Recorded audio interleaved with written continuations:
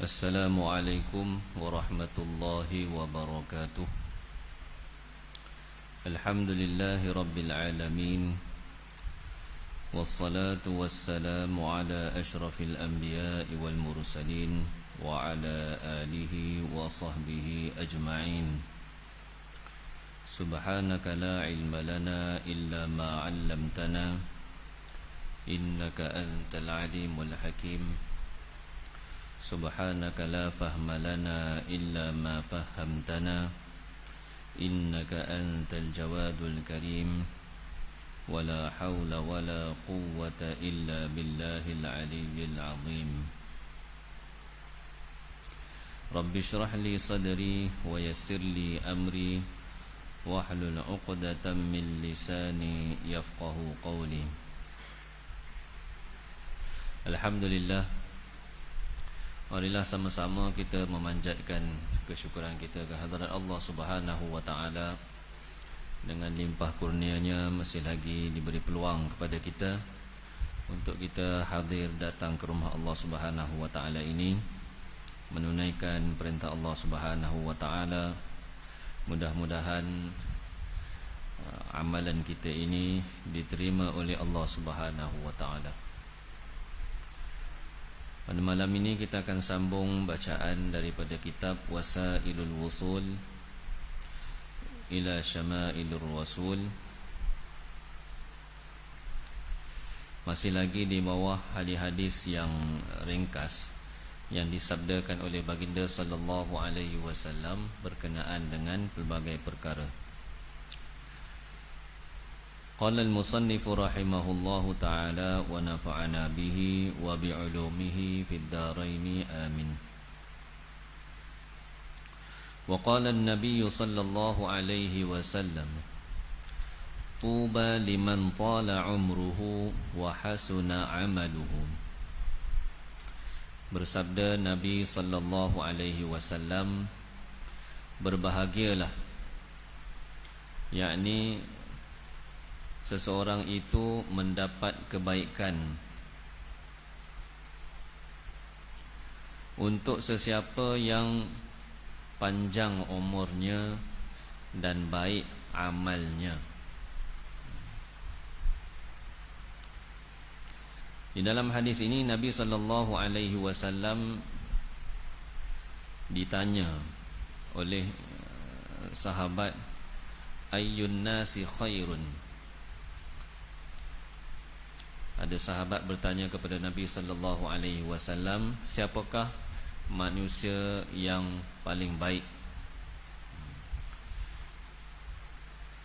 Nak bagi tahu siapa paling baik, siapa tak baik, semua ni yang tahu hanya Allah. Manusia ni termasuklah Nabi sallallahu alaihi wasallam tidak tahu benda yang gaib, melainkan sekiranya diwahyukan oleh Allah Subhanahu wa taala. Jadi bila ada sahabat bertanya pada Nabi, siapakah manusia yang paling baik, yang terbaik, maka Nabi sallallahu alaihi wasallam jawab dengan jawapan yang jelas. Nabi tidak bagi tahu si fulan ni baik, orang ni paling baik, tapi Nabi bagi tahu ciri-ciri orang yang baik. Nabi sebut berbahagialah untuk sesiapa yang panjang umurnya. Umur yang Allah Ta'ala kurniakan kepada kita ni, kita pun tidak tahu berapa panjang, berapa lama umur kita. Yang pastinya umur tu semakin pendek. Setiap hari kita semakin hampir kepada kematian kita. Ada orang yang dikurniakan umur yang panjang, dan ada orang yang umur dia sederhana, ada orang yang umur dia pendek. Dan Nabi sallallahu alaihi wasallam ada bersabda dalam sebuah hadis berkenaan dengan umur umat Nabi ni. Nabi kata antara 60 hingga 70 tahun rata-ratanya, biasa. Maknanya tidak panjang lah.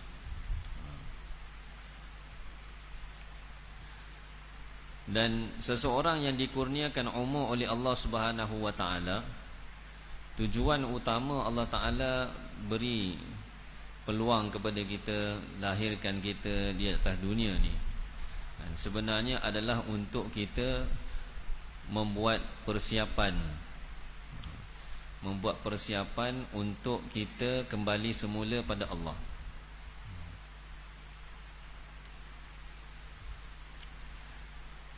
Dan untuk persiapan itulah setiap orang dia perlu persiapkan diri dia. Dia perlu siapkan diri dia dengan amal-amal yang salih. Di samping mempunyai keimanan yang kuat kepada Allah Subhanahu wa taala, dia juga perlu ada amal-amal yang salih, amal-amal yang baik.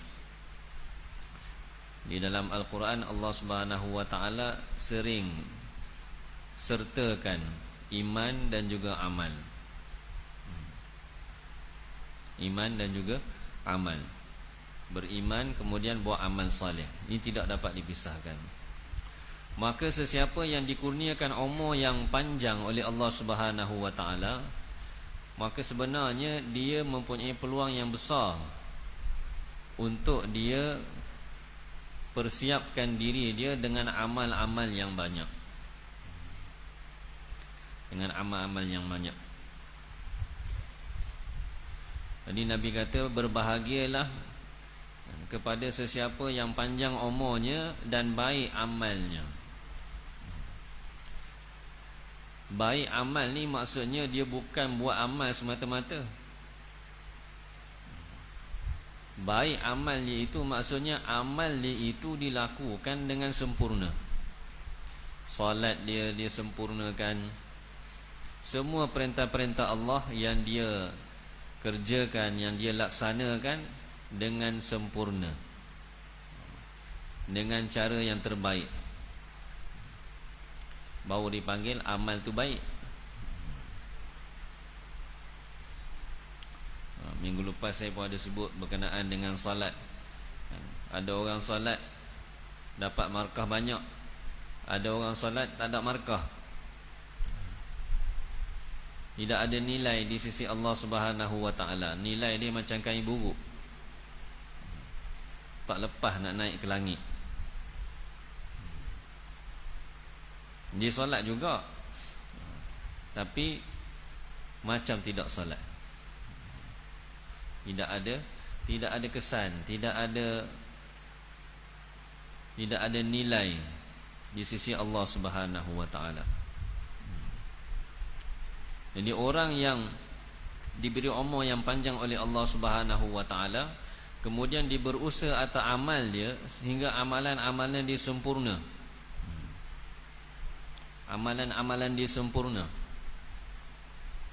Cukup sifat, cukup syarat untuk dia dapat apa sahaja yang dijanjikan oleh Allah Subhanahu wa taala dengan perantaraan amal itu. Setiap amal, setiap perintah-perintah Allah Subhanahu wa taala bersama dia ada janji Allah Subhanahu wa taala. Walaupun kita ni hamba Allah Subhanahu wa taala, bila Allah suruh tak layak pun kita nak minta balasan. Allah Ta'ala suruh kita buat begini, tidak layak pun untuk kita minta balasan. Sebab memang jadi kewajipan kita untuk kita mentaati perintah Allah, untuk kita mengabdikan diri pada Allah Subhanahu wa taala.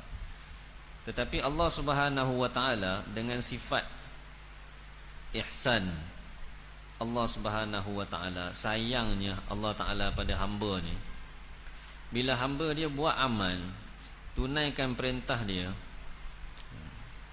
taat perintah dia, Allah Ta'ala bagi ganjaran.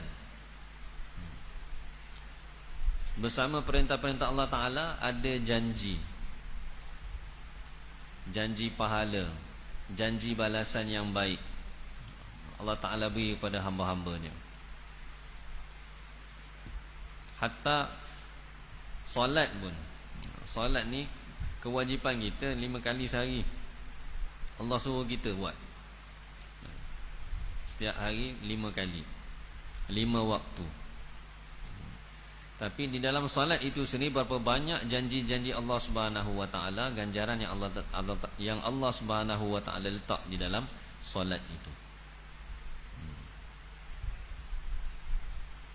Jadi oleh kerana itu Nabi sallallahu alaihi wasallam memberi satu gambaran kepada kita, ciri-ciri orang yang bahagia ni, orang yang baik ataupun orang yang mendapat kebaikan daripada Allah Subhanahu wa taala ataupun orang yang terbaik. Umur dia digunakan untuk hasilkan amal-amal yang soleh. Umur dia digunakan untuk hasilkan amal-amal yang soleh. Minggu lepas pun kita ada baca hadis. Nabi kata, berbahagialah orang yang keaiban diri dia menyebabkan dia sibuk tak dapat nak tengok aib orang lain. Dia sibuk tengok kekurangan diri dia. Tak sempat dah nak cara ke orang, nak tengok kekurangan orang, kelemahan orang. Yang dia nampak kelemahan diri dia sendiri. Bila dia nampak kelemahan diri dia sendiri, maka dia akan perbaiki. Hasil daripada islah yang dia usahakan itulah yang menghasilkan amal-amal yang soleh daripada diri dia. Masya-Allah. Mudah-mudahan Allah Subhanahu wa taala kurniakan kita sifat ini. Kata Sayyidina Ali bin Abi Talib radhiyallahu taala anhu, mautul insani ba'da an kabira wa 'arafa rabbahu khairun min mautihi tiflan bila hisabin fil akhirah. Matinya seseorang itu selepas dia telah mencapai umur dewasa ataupun umur tua dan dia kenal akan Tuhannya, kenal Allah Subhanahu wa taala, itu lebih baik daripada dia mati pada waktu kecil tanpa ada hisab untuk dia di akhirat nanti. Mati sebelum baligh, tidak ada hisab sebab dia belum mukallaf lagi. Tak ada istilah dosa pahala untuk dia. Tapi orang yang telah mencapai umur baligh, dewasa, tua, yang dah nampak semua, dalam keadaan itu dia dapat kenal Allah. Dalam keadaan itu dia dapat taat perintah Allah Subhanahu wa taala, maka dia jadi lebih baik daripada kanak-kanak yang meninggal dunia tanpa ada apa-apa amal pada dia.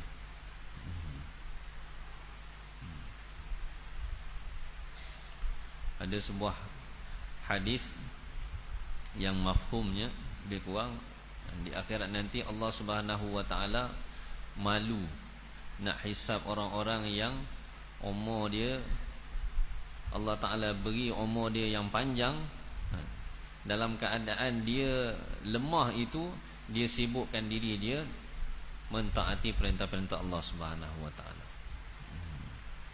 Masya-Allah. Bukan senang. Masa umur muda, badan sihat kuat, ni senang nak buat amal. Ni tak ada masalah apa. Nak berjalan kuat, macam orang nak pergi haji lah. Pergi haji umur muda dengan pergi haji umur dah umur tua, dalam keadaan serba lemah. Jauh beza dia dari segi kemampuan untuk menyempurnakan amal tu. Menyempurnakan amal. Tapi dalam keadaan susah tu dia sempurnakan juga. Oh, ni tinggi, hebat. Hebat. Nabi kata, nak buat amal jangan tunggu nanti tua. Kena ingat, muda sebelum tua. Masa badan sihat ni, kadang-kadang dia mari juga, tak apalah nanti lah. Nanti kita buat. Nanti tu kita tak tahu lagi keadaan kita macam mana. Tak tahu keadaan. Saya dulu masa zaman budak, zaman belajar dulu lah, kita pun pelik. Kadang-kadang guru ustaz kita khabar kata, saya tua dah, kita tengok dia muda lagi. Tua dah tak rock, dia kata. Kita pelik macam mana tu. Bukan makin besar makin kuat tu. Bila dah sampai umur yang sama baru kita tahu, oh sungguh meningkat umur, jadi kemampuan tu makin terhad, tak sama. Allah. Mudah-mudahan Allah Ta'ala beri taufik pada kita untuk kita guna umur kita, guna sepenuhnya umur kita ini untuk menghasilkan amal-amal yang saleh. Itulah bekalan kita untuk kita bawa jumpa dengan Allah Subhanahu wa Ta'ala nanti. Wa qala an-nabiy sallallahu alaihi wasallam, "Dhahrul mu'mini himan illa bihaqqihi." Bersabda Nabi sallallahu alaihi wasallam, belakang badan orang yang beriman adalah terpelihara melainkan dengan haknya. Dalam hadis ni Nabi sallallahu alaihi wasallam sebut kepada kita, sebut belakang badan, tapi sebenarnya keseluruhan tubuh orang yang beriman ini dia terpelihara di sisi Allah Subhanahu wa Ta'ala. Maksudnya ialah bukan sewenang-wenangnya kita boleh menyakiti mana-mana hamba Allah Subhanahu wa Ta'ala. Kita mudah-mudah nak pukul orang ataupun nak alirkan darahnya ataupun nak menyebabkan kecederaan kepadanya. Orang beriman ni dia terpelihara, darah dia dipelihara. Sebab tu dalam hukum Islam dia ada qisas, yakni balas. Ada balas. Satu orang bunuh satu orang, maka dia boleh dihukum bunuh juga, balasan kerana darah tu terpelihara orang berimannya. Dia berbeza dengan orang murtad. Kalau orang murtad, darah dia tidak terpelihara, tak terpelihara, tidak ada kemuliaan pada dia. Tapi orang yang beriman, walaupun dia satu orang yang kita kata tidak ada apa-apa amal pun, selagi dia beriman pada Allah Subhanahu wa Ta'ala, maka selagi itulah tubuh dia, darah dia terpelihara, dipelihara oleh agama ni. Kalau nak tumpahkan darah dia, kalau nak buat apa-apa, mesti ada hak Allah Subhanahu wa Ta'ala di situ, ataupun hak manusia. Macam tadi, dia bunuh orang, maka dia hukum balas, dia dibunuh juga, sekiranya tidak ada kemaafan daripada pihak waris si mati. Ada maaf, maka dia boleh dihukum bunuh. Kalau dia mencuri dengan kadar yang tertentu, maka dia boleh dipotong tangan. Itu semua kerana di sana ada hak Allah Subhanahu wa Ta'ala dan juga hak manusia. Adapun selain daripada itu, maka tidak ada. Dan dari segi hukumnya haram, tanpa hak. Tidak ada sebab kita menyakiti seseorang, kita menyebabkan seseorang itu cacat, patah tangan, patah kaki, tanpa sebab, saja nak puaskan hati kita. Hukum dia haram, masuk dalam kategori dosa besar. Kerana diri orang yang beriman ini terpelihara di sisi Allah Subhanahu wa Ta'ala. Wa qala an-nabiy sallallahu alaihi wasallam, al-'idatu dainun. Bersabda Nabi sallallahu alaihi wasallam, janji adalah hutang. Janji adalah hutang. Yakni Nabi sallallahu alaihi wasallam menyamakan perbuatan kita memberi janji kepada seseorang ataupun kepada sesiapa pun dengan keadaan kita berhutang dengan seseorang. Dari segi apa? Dari segi kita perlu sempurnakan, tunaikan. Sebagaimana kalau kita berhutang dengan seseorang, kita kena bayar hutang dia. Tuntutan tu dia tidak gugur. Dia tak gugur. Bila hutang, kena bayarlah hutang. Melainkan pemberi hutang itu memaafkan kita, menghalalkan hutangnya. Tak ada masalah. Dia bebaskan kita daripada hutang. Kita tak payah bayar lah. Saya halalkan. Tak payah bayar. Tapi selagi tidak ada, maka orang yang berhutang dia wajib bayar. Begitu juga dengan janji. Apabila kita berjanji dengan sesiapa pun, ataupun dengan apa-apa janji, maka kita perlu sempurnakan janji. Walaupun dari segi hukum menunaikan janji ni apa hukumnya? Ada perbezaan pendapat di kalangan ulama fiqh. Kalau dalam mazhab kita, dalam mazhab Syafi'i ni,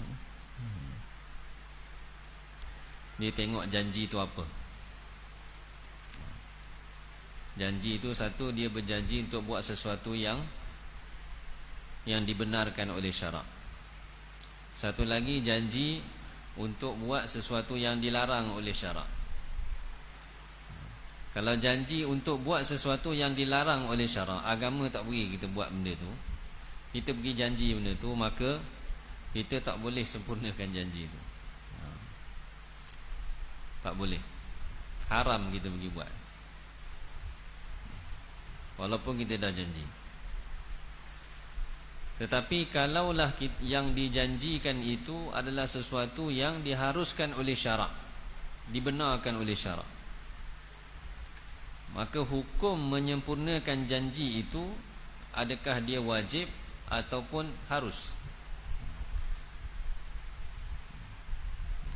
Dalam mazhab Syafi'i dan juga mazhab Imam Abu Hanifah rahimahumullah, dan kebanyakan fuqaha, ulama fiqh mengatakan hukum menunaikan janji ni hukum dia mustahab, yakni disukai oleh syarak. Dia tidak sampai tahap wajib,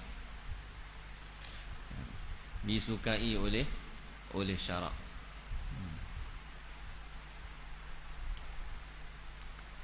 Tetapi kalau meninggalkan, yakni mengingkari janji, hukum dia makruh. Tak tunaikan janji itu hukum dia makruh. Cuma tak sampai tahap berdosa. Makruh maknanya tidak disukai oleh syarak. Agama tak suka. Tunaikan janji mustahab, disukai oleh syarak, disukai oleh agama. Ini pendapat mazhab Imam Syafi'i dan juga kebanyakan ulama. Ada sebahagian pendapat mengatakan hukum menunaikan janji ini adalah wajib. Hukum dia wajib.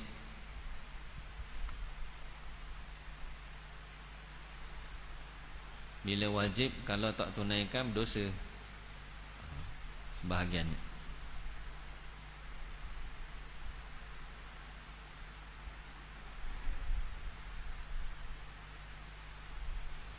Ada sebagian ulama pula kata kalau janji itu dibuat dengan bersyarat.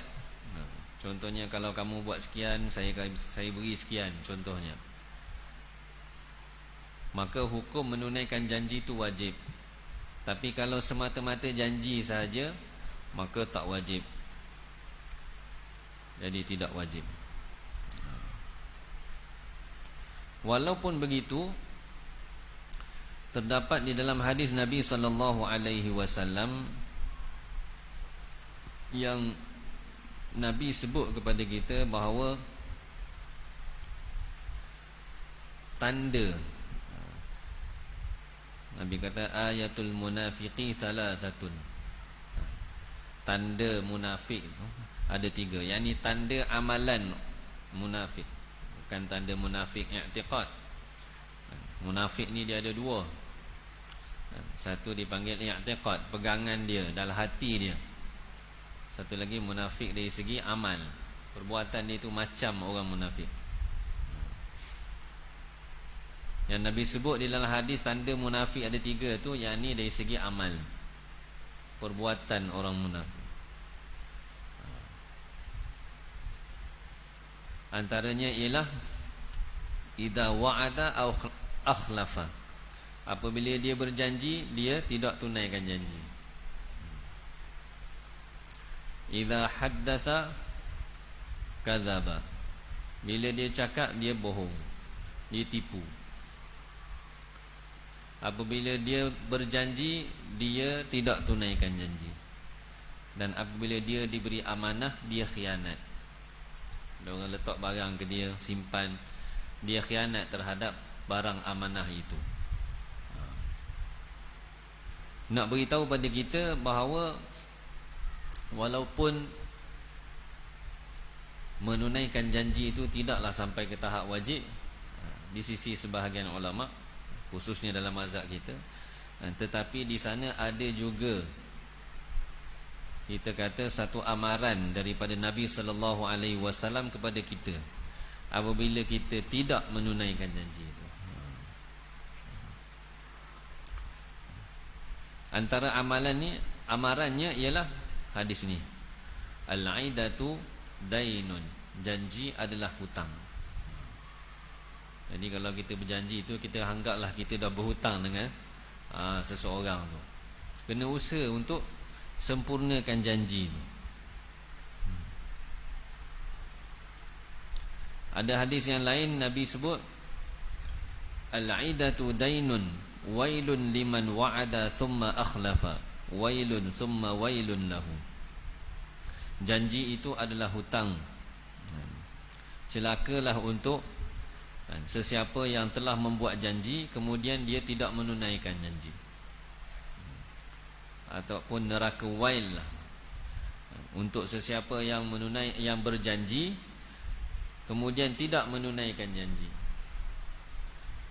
Celakalah, kemudian celakalah untuknya. 3 kali Nabi kata. Nak bagi tahu benda tu besar. Masya-Allah. Mudah-mudahan Allah Subhanahu wa taala beri taufik kepada kita. Ini semua sifat orang beriman. Sebagai satu orang beriman, kita kena usaha. Bila kita berjanji, kita tunaikan janji. Tak kira lah janji pada siapa-siapa pun. Hatta kita berjanji kepada anak-anak kita pun, anak kecil, kita nak suruh dia buat, kita pun janji sekejap lagi kita beli sesuatu pada dia, lepas tu tak beli. Sebab apa? Anak kita pun tak ingat. Jadi kita pun tak. Walaupun kita berjanji dengan benda yang paling kecil sekalipun, kita usaha untuk tunaikan dia. Itu salah satu sifat orang beriman. Wa qala an-nabiy sallallahu alaihi wasallam al-uzlatu salamatun.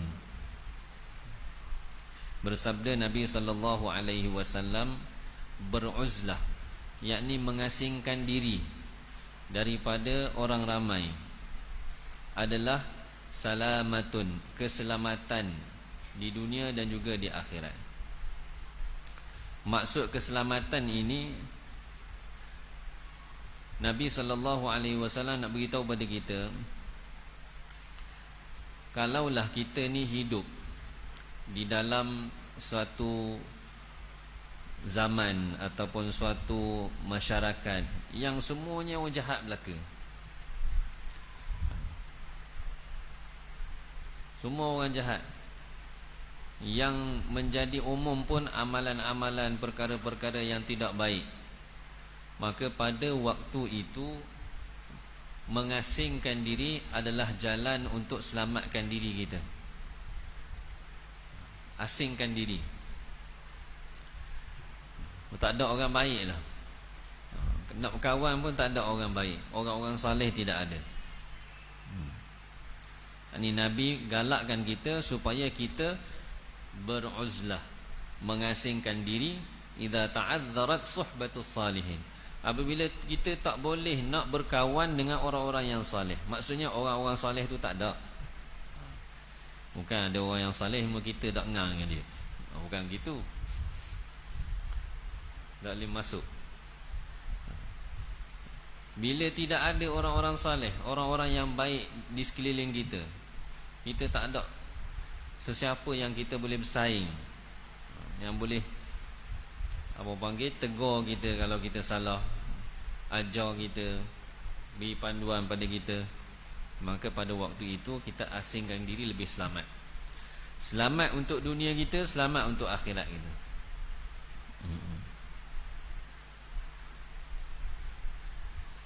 Dalam sebuah dalam kitab Bukhari, dalam kitab Sahih Bukhari, Imam Bukhari datangkan satu tajuk, al-uzlatu rahatun min khullatis su'i.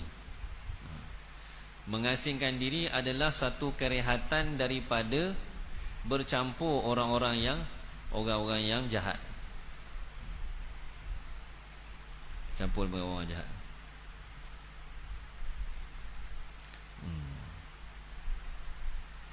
Tapi zaman sekarang ni masih ramai lagi orang baik. Jangan duduk seorang pula dalam rumah. Beruzlah dia kata. Kena bergaul dengan orang-orang saleh. Kenapa kita kena bergaul dengan orang-orang saleh? Supaya kesan daripada amalan-amalan baiknya dia akan berpindah pada diri kita. Orang yang kita selalu bergaul dengan dia, kesan daripada sikap dia, amal dia, perbuatan dia, dia akan mari kita automatik, tanpa disedari. Lebih-lebih lagi kalau kita memang bersaing dengan dia, berkawan dengan dia, memang tujuan nak ambil hak baik tu, lebih lagi. Kalau tak ada niat pun dia mari juga. Macamlah kita saing dengan orang yang jual minyak wangi, kita jadi wangi juga duduk dengan dia, walaupun tak kena minyak wangi. Saing dengan orang yang buat sesuatu yang bau dia tidak menyenangkan, duduk tepi tong sampah contohnya, bau dia lekat kita, dia akan transfer.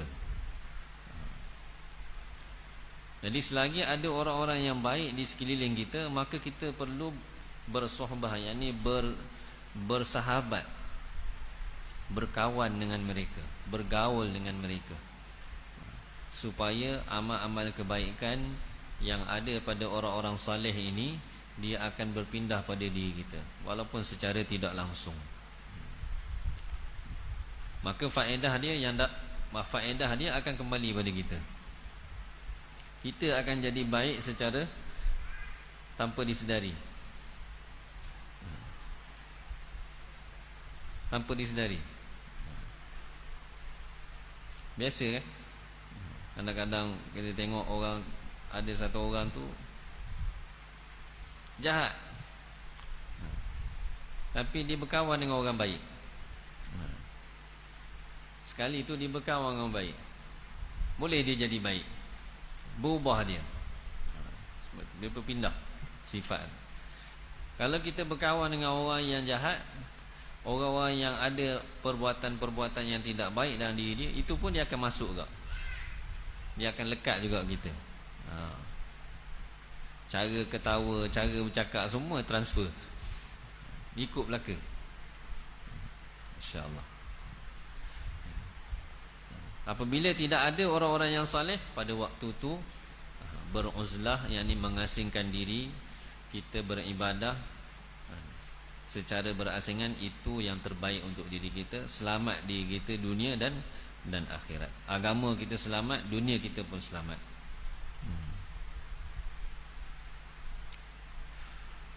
Wa qala an-nabiy sallallahu alaihi wasallam, al-'irqu dassasun. Bersabda Nabi sallallahu alaihi wasallam, urat adalah dassas, yakni sesuatu yang boleh masuk kepada orang lain tanpa disedari. Hadis ni sebenarnya Nabi sallallahu alaihi wasallam dia ada sambungan di awal dia. Nabi sallallahu alaihi wasallam bersabda, ini untuk orang lelaki, Nabi suruh pilih untuk nutfah, air mani orang lelaki ni kena pilih letak kepada wanita yang salihah. Wanita yang salihah, perempuan yang baik. Kalau hendak berkahwin, kena cari pasangan yang baik. Baik bukan, maksudnya baik bukan wanita itu sahaja baik, mak ayah dia pun baik. Mak ayah dia pun baik, yang beragama. Ini yang Nabi kata beruntung. Ada orang cari kerana cantik, kerana harta, kerana kedudukan, kerana agama. Nabi suruh ambillah yang ada agama, kamu akan beruntung. Sebab apa? Sebab anak itu, anak ni banyak dia akan ikut mak. Maksudnya keluarga sebelah mak. Dalam mensyarahkan hadis ni pun, syarahan dia sebut gitu, keluarga isteri. Maksudnya anak tu dia akan dapat sifat, salah satu sifat-sifat yang ada dalam keluarga mak dia. Sama ada sifat yang baik ataupun yang tidak baik, dia akan dapat.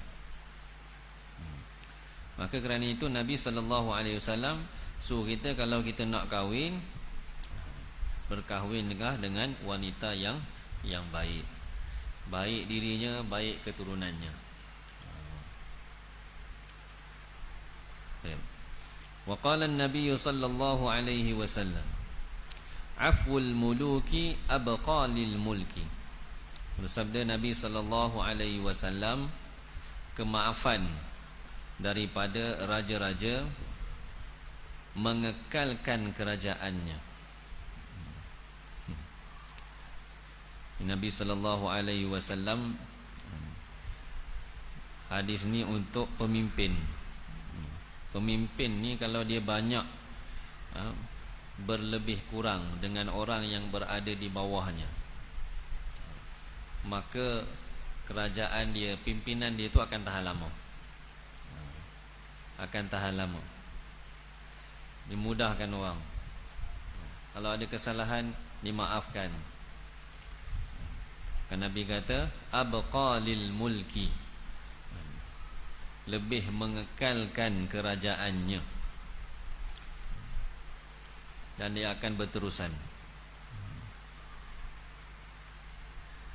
Maksud daripada hadis ni, kerajaan dia kekal macam mana? Di dalam pimpinan dia itu akan ada keberkatan yang Allah Ta'ala kurniakan kepada dia, dan keberkatan itu akan mendorong dia untuk dia guna kepimpinan dia untuk kebaikan orang yang ada di bawah dia, supaya orang yang di bawah dia lebih taat pada Allah, lebih baik dari segi agamanya. Itu maksud hadis ini. Khair. Wa qala an-nabiy sallallahu alaihi wasallam, 'ala al-yadi ma akhadhat hatta tuaddiyahu. Bersabda Nabi sallallahu alaihi wasallam, menjadi tanggungan atas tangan yakni tuan punya tangan, pemilik tangan. Dia bertanggungjawab. Dia perlu menjamin, menjadi penjamin apa yang dia telah ambil. Apa yang tangan tu ambil, tuan dia tu kena bertanggungjawab. Kita ambil hak orang, kita bertanggungjawab hatta tuaddiyahu, sehingga dia tunaikannya, yakni sampaikan, serahkan semula kepada pemiliknya apa-apa yang kita ambil. Apa saja yang kita ambil daripada orang. Maksudnya ambil di sini, ambil tanpa izin, tanpa kebenaran. Benda ni zaman kita dia jadi umum, orang tak berapa ambil tahu. Menggunakan ataupun mengambil sesuatu tanpa keizinan, satu keizinan yang jelas, diberi izin. Yang kedua, tidak ada, maksudnya uruf di kawasan, di tempat itu dibenarkan perbuatan tu. Contoh, dibenarkan buat benda tu. Contohlah kata, di masjid ada menyediakan kemudahan air, panggil apa, water cooler, penapis air untuk diminum,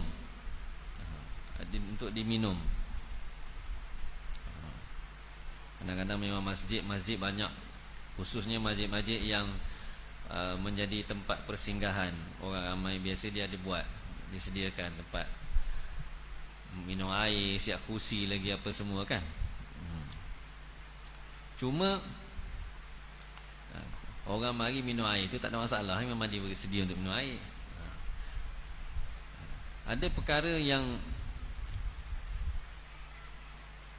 kita kata contoh,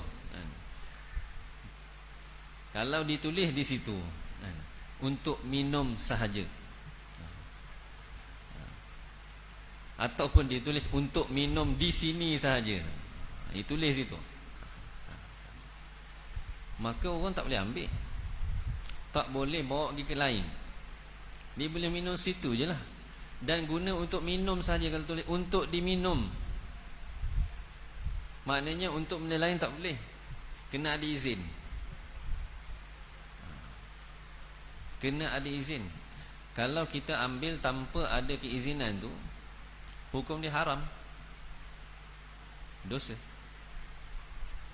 Dipanggil tanpa izin. Melainkan uruh di situ, kawasan tu biasa dah orang mari ambil, dan pihak pengurusan pun tak ada masalah dengan keadaan tu. Maksudnya diketahui redha pemilik dia, yang tu tak ada masalah. Tapi kalau tak tahu bagi ke tak bagi ni, tak boleh ambil. Kena tanya, tanya boleh tak nak ambil air ni, nak isi dalam bekas, nak bawa. Kadang-kadang air di masjid, kita mari bawa motor, basuh motor, contoh. Dia kata ni milik orang ramai ni, air masjid. Air tu untuk apa? Jadi kalau kita guna selain daripada yang diperuntukkan, maka perbuatan tu adalah haram, tak dibenarkan, dosa. Jadi kena apa? Kena minta halal. Kena minta halal. Ataupun kita pulangkan semula kalau terambil. Walaupun kalau kita kata contoh selipar kita hilang, mari mayang hilang selipar, tengok tak ada dah selipar orang lain. Ada selipar di situ, dan kita tak tahu siapa pemilik dia. Selipar kita orang ambil, boleh tak kita nak pakai selipar tu? Tak boleh, bukan selipar kita. Kenapa? Melainkan pihak masjid dia dah iklan bagi tahu, selipar kalau tempoh sekian-sekian, maka dikira selipar hadiah ataupun sedekah. Siapa yang nak pakai ambil ya. Tak apa ya. Masya-Allah. Mudah-mudahan Allah Subhanahu wa taala beri kepada kita ketelitian cakna dalam perkara-perkara yang seperti ini. Wallahu alam. Semoga Allah Subhanahu wa taala beri taufik dengan apa yang disampaikan pada malam ini. Sama-sama dapat kita jadikan pedoman untuk kita amalkan dalam kehidupan kita dan kita sampaikan kepada saudara-saudara kita yang lain. Malam ni kuliah pakai telefon. Kita tak tahu ingat mana. Cari rumah tak jumpa. Salah letak gitu. Subhanakallahumma bihamdika asyhadu an la ilaha illa anta astaghfiruka wa atubu ilaik. Subhana rabbika rabbil izzati amma yasifun wa salamun alal mursalin walhamdulillahi rabbil alamin.